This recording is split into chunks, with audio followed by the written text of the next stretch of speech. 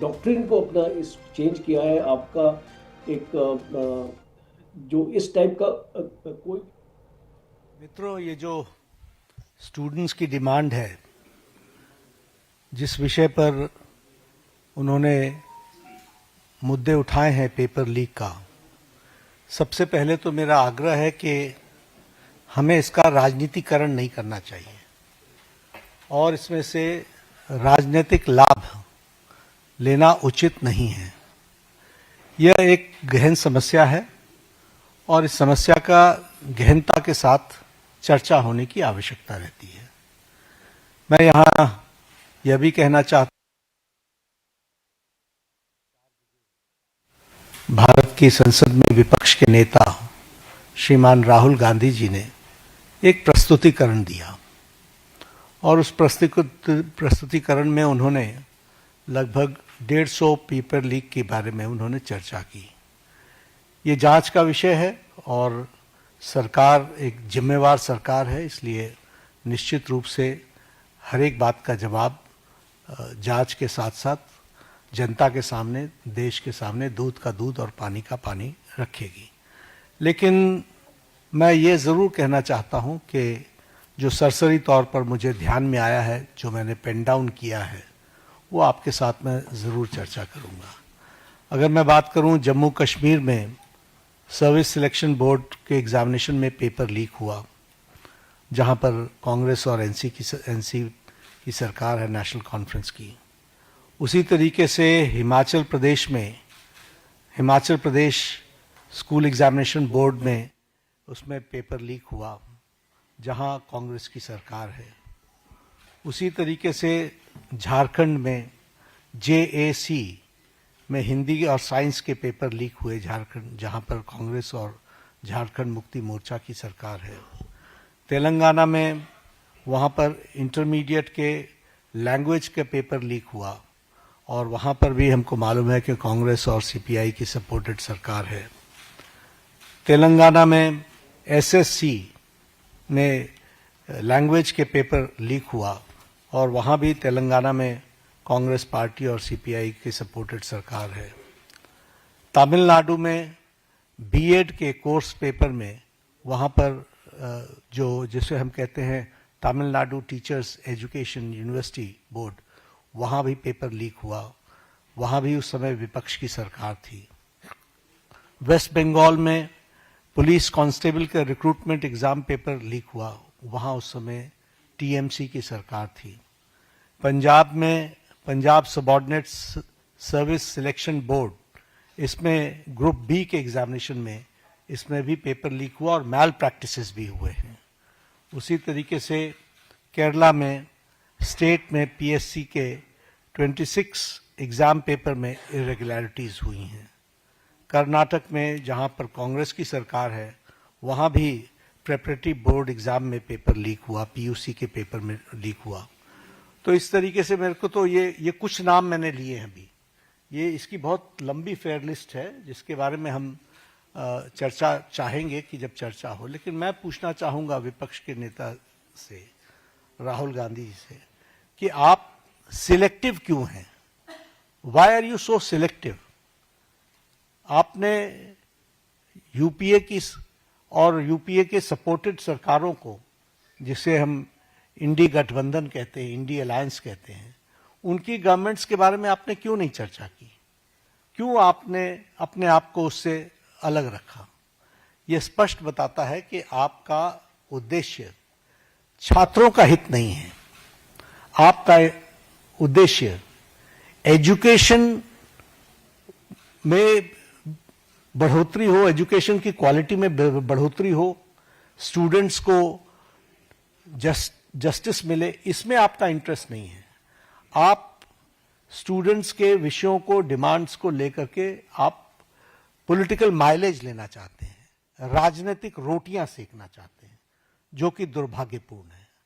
लेकिन मैं इस मोड़ पर एक बात जरूर कहना चाहूंगा कि यह समय ये नहीं है कि हम, हमारी सरकारें, आपकी सरकारें, तुम्हारी सरकारें, इस तरीके से हम इन चीज़ों को विभाजित करें। ये गंभीर मसला है और जैसा मैंने आपके सामने कुछ नाम गिनाए, ये बड़ी लंबी लिस्ट है जिसमें यूपीए की सरकारें इन्वॉल्व हैं जहां पेपर लीक हुआ है। लेकिन हम आरोप प्रत्यारोप से बाहर निकल करके हमें इस पर चर्चा करनी चाहिए, और चर्चा करने का जो सबसे अच्छा माध्यम है वो है सदन, वो है पार्लियामेंट, और हम चर्चा के लिए तैयार हैं। गहन चर्चा हो, गहन चर्चा के माध्यम से इसकी बारीकियों में हम जाएं। What are the factors which are leading to for paper leak, who are the people involve, and how the central government has responded.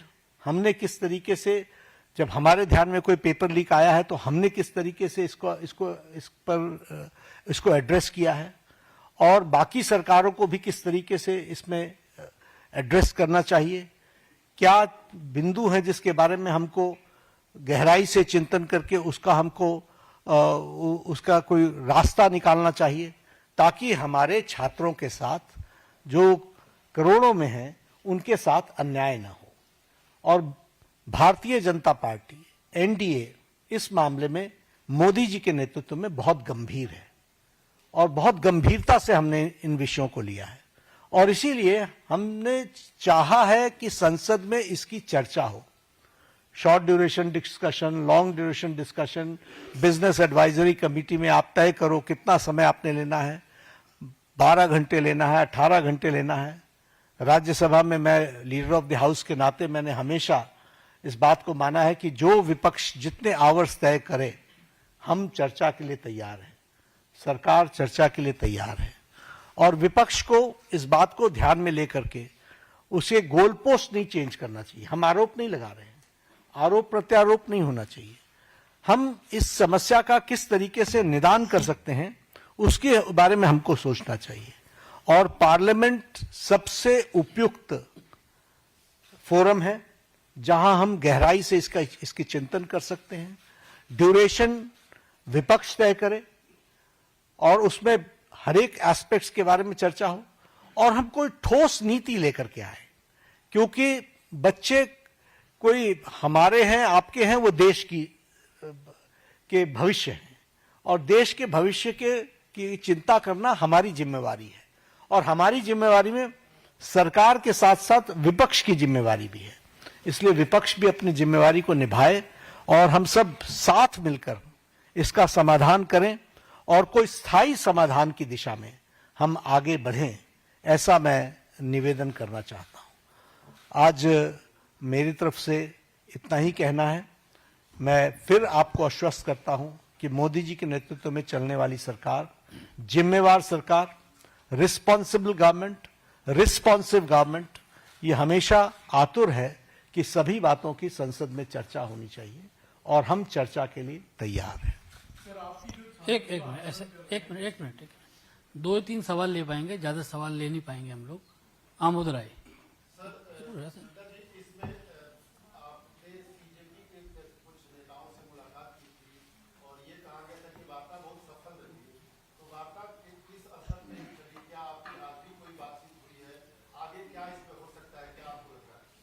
वार्ता बहुत सौहार्दपूर्ण वातावरण में हुई, उनकी बातें हमने बहुत शांति से सुनी। उनको मैंने ये भी कहा कि आप लिख करके देंगे तो अच्छा रहेगा। उन्होंने वो सारी बातें लिखी है। मैंने कहा मैं आपको रिस्पॉन्ड करूंगा। मैंने उनको रिस्पॉन्ड किया, और मैंने उनको कहा है कि हम चर्चा के लिए तैयार हैं। आप जब कहेंगे हम चर्चा के लिए अग्रसर रहेंगे। नीरज पांडे कोई बात नहीं पूछेंगे। नीरज पांडे आज कोई चर्चा नहीं है।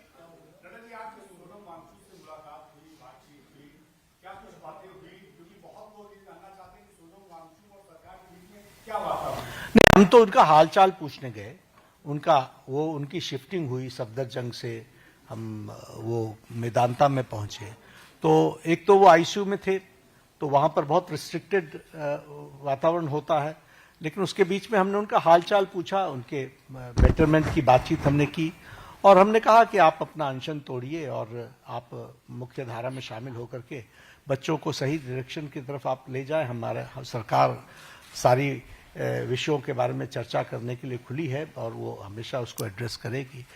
तो उन्होंने कहा ठीक है, हम इस पर आपको आई विल रिस्पॉन्ड बैक।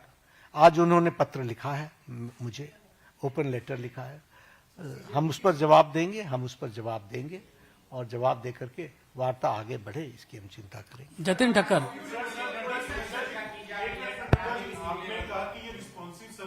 ये आपने शुरू किया था, ये आपने शुरू किया था। उसकी गहन चर्चा होगी ना, पार्लियामेंट में चर्चा होगी, डिटेल में हम चर्चा करने के लिए तैयार हैं। जब हमने कह दिया everything related to paper leak, we are ready to discuss on the forum of the parliament, will discuss. चलिए हम डिस्कस, आपने शुरू एक किया एक सवाल कीजिए। नहीं, इस तरीके से नहीं होते। हम चर्चा के लिए तैयार हैं, वो पार्लियामेंट में होगी, वो अपनी बातों को रखे, सरकार जवाब देगी। था। शर्मा जी पूछो, लास्ट सवाल आप जल्दी पूछो। मैं पार्लियामेंट में चर्चा करेंगे ना।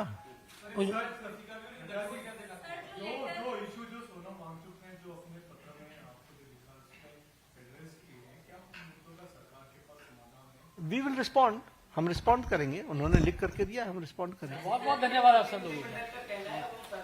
बहुत बहुत धन्यवाद, बहुत बहुत धन्यवाद।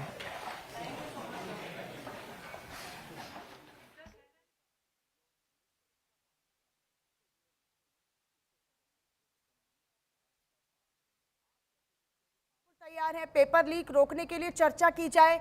हम विपक्ष से भी यही कहते हैं, छात्रों के मामले पर राजनीति कतई ना की जाए। जेपी नड्डा ने इस बयान में कहा।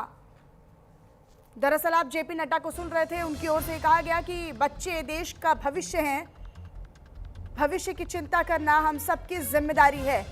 जेपी नड्डा ने कहा कि विपक्ष खुले तौर पर बहस करे, चर्चा करे, हम उनका स्वागत करते हैं। हम सभी बातों की संसद में चर्चा होनी चाहिए, ये उन्होंने कहा।